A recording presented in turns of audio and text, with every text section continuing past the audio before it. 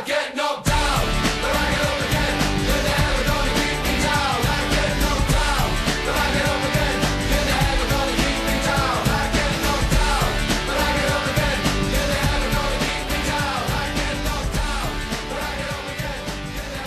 semaine, nous avons décidé de mettre à l'honneur un jeune tout d'abord.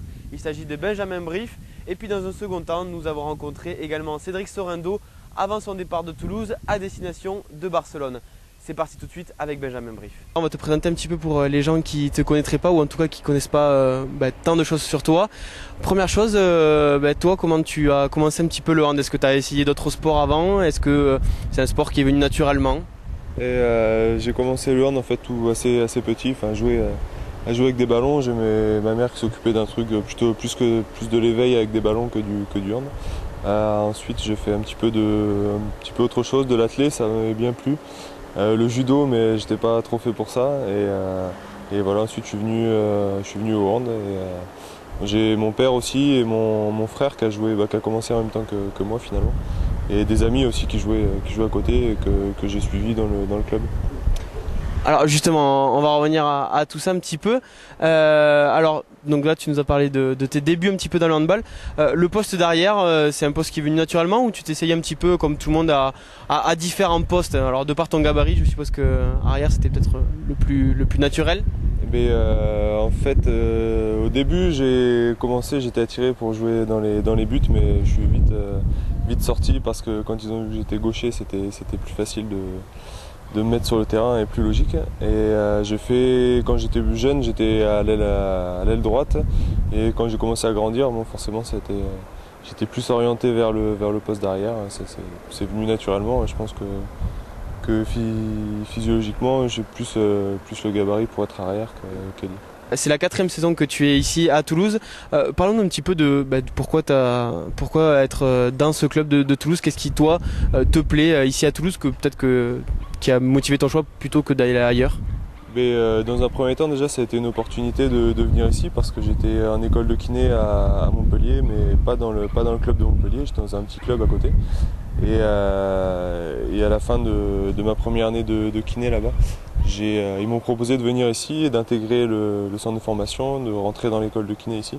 Donc c'était une super opportunité pour moi de continuer à faire du hand et de poursuivre mes études en même temps. Donc voilà, c'était la seule ville qui m'avait proposé ça.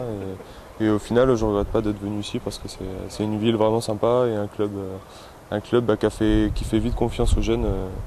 Les dernières années qui n'avaient pas vraiment le choix, mais cette année qui le marque comme un vrai projet. Qui est un petit peu, je sais pas, celui qui peut-être t'a apporté le plus ou t'impressionne le plus quand tu le vois à l'entraînement, avec un petit peu de recul, qui ça serait? Sur le poste d'arrière, il y a Rémi où je me suis beaucoup inspiré de Rémi il a une vraie gamme de shoot large en appui, en suspension, dans plusieurs positions différentes. Et c'est vrai que j'aimais bien quand je suis arrivé son jeu et sa grosse gamme de shoot. Après, il y a Anouar qui apporte des petits plus, qui essaye de me rendre un peu plus malin peut-être sur certains trucs. Mika qui apporte beaucoup d'envie. Chouf et Tito plus d'expérience du haut niveau, qui ont vécu des choses en équipe de France, etc. Donc oui, chacun amène un petit peu son truc et ça fait... Au final, c'est positif, donc oui. C'est bien. Un petit mot, deux petites choses pour conclure. Déjà un petit mot sur ton frère Romain, qui joue pas ici à Toulouse. Vous êtes joué cette saison en match aller-retour. Je sais pas. Oui, juste retour parce que c'est vrai que l'aller, je crois que tous les deux vous étiez blessés. Ouais. Un petit mot donc justement sur lui. Je sais pas comment ça se passe quand vous affrontez. Est-ce que vous chambrez toute l'année sur les résultats de l'autre ou voilà, comment ça se passe un petit peu? Non, au contraire, non. Cette année c'était la première année où on se rencontrait en championnat, donc on n'avait pas envie de se retrouver ni tous les deux en D2 l'année prochaine, ni l'un ou l'autre. Donc voilà, on a joué qu'un seul match cette année l'un contre l'autre, donc on a envie que ça se reproduise, c'était sympa. Moi ça m'a plu, il n'y a pas de chambrage, non, au contraire. Les deux, je pense qu'il y a pas du respect, mais plus on est assez sobre l'un envers l'autre pour ça. Et donc voilà, non, ça se passe bien, il n'y a pas de... Ouais. Et du coup, quand vous vous retrouvez tous les deux face à face sur le terrain, tu sais exactement quel est un petit peu le mouvement qu'il va faire. Tu t'arrives vraiment à l'anticiper ou c'est imprévisible quand même? Non, j'ai du mal. Je l'ai pas vu jouer. Ça fait depuis quelques années que je l'ai pas vu jouer quand même. Je le vois jouer pas plus que d'autres joueurs au final. Donc non. Et puis là, c'est un bon joueur de duel. Moi, j'ai encore un peu de mal en défense. Donc dire que j'arrive à anticiper ce qu'il fait, non, c'est pas vrai. Mais voilà, oui, c'est vrai que pendant le match, il y a un petit duel, un petit enjeu. C'est toujours agréable d'aller mettre un petit taquet. Et faire voir qui c'est le grand frère ou l'autre petit qui vient piquer un peu, mais non, voilà, ça s'arrête là, quoi. Bon, un dernier mot pour conclure. On a voilà, en fin de saison là, on a le départ, je pense notamment à deux joueurs. Alors Stojanovic, on ne sait pas encore, mais un petit mot quand même sur Stojanovic et Cédric Sorendo. Lui, par contre, Sorendo, c'est sûr qu'il va partir puisqu'il avait déjà signé avec Barcelone. Un petit mot sur ces deux joueurs. Comment toi tu as vécu de t'entraîner avec eux, de les voir un petit peu évoluer. Voilà, comment toi tu définirais ces deux bonhommes? C'est deux gros joueurs qui savent, qui avec leur expérience savent mettre ce qu'ils savent faire sur les matchs importants. Et ça, c'est ça qui est vraiment impressionnant, c'est qu'ils savent sur certains matchs apporter vraiment ce qu'ils peuvent faire et au bon moment, quoi. Donc mettre les buts importants, ça se joue pas à grand chose des fois, mais c'est vraiment ce qui fait la différence, je pense. Et oui, voilà. De Stojanovic, je retiendrai, c'est les 30 dernières secondes de Dunkerque où il gagne le ballon et là il fait jouer l'expérience au maximum et donc ça c'était impressionnant et c'était voilà ce que j'ai envie de retenir et peut-être un jour dans 10 ans si j'arrive à faire ça sera bien, quoi. Alors c'est qui le plus lequel des deux est le plus je sais pas le plus bout en train, celui qui fait rigoler les autres? C'est plus Stojanovic ou c'est plus Cédric? Plutôt Cédric parce que c'est vrai qu'avec Vladichka c'est quelqu'un de très sympa. J'ai essayé de parler un peu avec lui en espagnol, en allemand, en espagnol je ne plus rien, mais en allemand j'ai essayé un peu. C'était vraiment difficile. Mais non, ça a l'air d'être quelqu'un de très sympa. Mais Cédric, oui, il est toujours là pour déconner et mettre un petit peu de chambrage non, c'est sympa. J'aime bien les deux. Ok, mais merci beaucoup. Bonjour Cédric, on te retrouve aujourd'hui à quelques jours de quitter Toulouse, d'aller vers Barcelone et puis avant ça il y aura l'équipe de France. Déjà un petit mot pour parler un petit peu de l'aventure toulousaine. Voilà, on arrive à la fin. Quel est un petit peu toi le bilan que tu pourrais faire de cette escapade à Toulouse? Bon, je pourrais dire déjà que du bien parce que moi j'ai fait le choix de venir à Toulouse justement pour relever un nouveau défi. Donc on va dire qu'au début ça a été un peu difficile parce que bon, l'intégration ça s'est super bien passé, mais se reprojeter dans un nouveau style de jeu ça a pris énormément de temps. Ça m'a permis aussi de grandir, de m'affirmer, de prendre plus de responsabilités. Donc au final, moi j'en tire une très bonne aventure. Quand on part comme ça en pays étranger, on prend quelques cours d'espagnol avant de partir ou tu avais déjà des bases ou on se dit on va apprendre là-bas? Pas forcément parce que bon, voilà, j'ai un peu des bases, donc je comprends beaucoup, je parle pas énormément.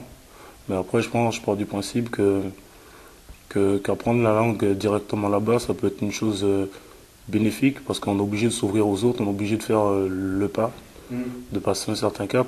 Donc au final, on va apprendre directement avec l'accent qu'il faut et ça peut être plus instructif, je pense. Ouais. Alors justement, on va parler maintenant de cette aventure espagnole qui va arriver. Donc on l'avait dit, tu avais déjà signé à Barcelone, c'était prévu. Ils se sont inclinés là en finale de Coupe d'Europe. Justement, tu as un peu suivi le parcours de l'équipe, tu as un peu regardé cette saison pour manière de te tenir un peu informé, de voir peut-être un petit peu tes prochains coéquipiers. Oui et non, parce que bon, je veux dire que j'étais vraiment à 100% sur le projet de Toulouse, donc je préférais me concentrer sur mes adversaires et en se disant que chaque chose en son temps. Donc oui, j'ai eu le temps de voir aussi cette demi-finale et la finale, donc ça m'a je suis un peu déçu. Donc c'est comme je dis, je suis quelqu'un quand je porte un maillot, je le respecte jusqu'au bout. Donc de voir forcément l'équipe où on va jouer peut-être l'année prochaine, de voir qu'ils échouent, ça fait pas forcément du bien, mais je me dis qu'au final, ce qui devait se passer, c'est passé. Ouais. Mais après, on verra comment ça se passera. En espérant que toi, avec ton arrivée, vous arriverez à la gagner cette Coupe d'Europe, hein? Non, je sais pas. Donc déjà, je pense que, comme je dis, déjà, il faudra voir l'intégration, il faudra voir le style de jeu. Et on verra au final qu'est-ce qui se passera. Un petit mot maintenant sur Paris, ça y est, qui remonte en première division. Là aussi, tu as eu un peu l'occasion de suivre ou comme tu nous dis, tu étais vraiment concentré sur Toulouse, hein. Oui, mais bon, comme je dis, c'est moi qui ne reste pas à Toulouse.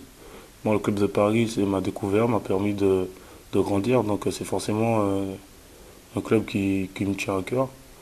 Là-bas, comme si j'ai des petits frères, on va dire, parce qu'ils ont grandi aussi avec moi là-bas. Donc au final, oui, je suivais les résultats. D'ailleurs, ils m'ont tous appelé lors de la finale pour me dire qu'on avait gagné. Bon, bah après, c'est un peu spécial. Donc ça me fait énormément plaisir de voir qu'ils puissent remonter et de voir que ce sont des gens que j'ai côtoyés et pour qui j'ai un profond respect. Alors, on va passer maintenant à l'équipe de France, puisque là, tu pars pour jouer contre Chambéry, puis ensuite enchaînes directement avec l'équipe de France. Il y a le stage et puis après le match, justement, France-Égypte, qui se déroulera à Toulouse. Là aussi, finalement, tu quittes Toulouse pour revenir de suite avec l'équipe de France. Comment un petit peu tu appréhendes ce match France-Égypte ici à Toulouse?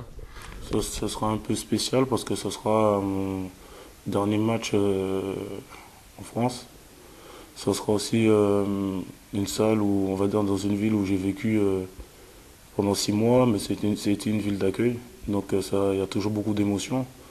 Donc après, je pense que ce sera un match avec un caractère très particulier. Donc je sais pas forcément, comme je suis quelqu'un de cœur, je sais pas si forcément, avec l'émotion que ça va dégager, si je pourrais être performant, mais je ferai le mieux que possible. Bon, un petit mot sur tes coéquipiers ici à Toulouse. Alors, toi, tu es martiniquais d'origine. T'en as retrouvé un autre avec qui on te voit souvent, c'est Wesley Pardin. Comment un petit peu quelle est un petit peu ta relation avec Wesley? Oui, c'est quelqu'un, voilà, c'est quelqu'un d'agréable. Bon, voilà, comme tout jeune, à certains moments, voilà, on se cherche. Je pense qu'il se cherchait et il cherchait une relation particulière avec quelqu'un, avoir un lien fort. Donc au final, je pense qu'il a trouvé avec moi. Donc comme je lui ai dit, maintenant, pour moi, c'est comme mon petit frère maintenant. Donc je vais garder un œil sur lui. Mais je pense que pour l'avenir, s'il travaille, comme il est en train de faire en ce moment, je pense que ça deviendra une valeur sûre pour le championnat de France. Voilà, l'arrêt de la carrière de Christophe Kempé, comment toi tu vis ça? Quel regard un petit peu tu as sur ce joueur? Je pense que c'est quelqu'un qui a eu une carrière très accomplie.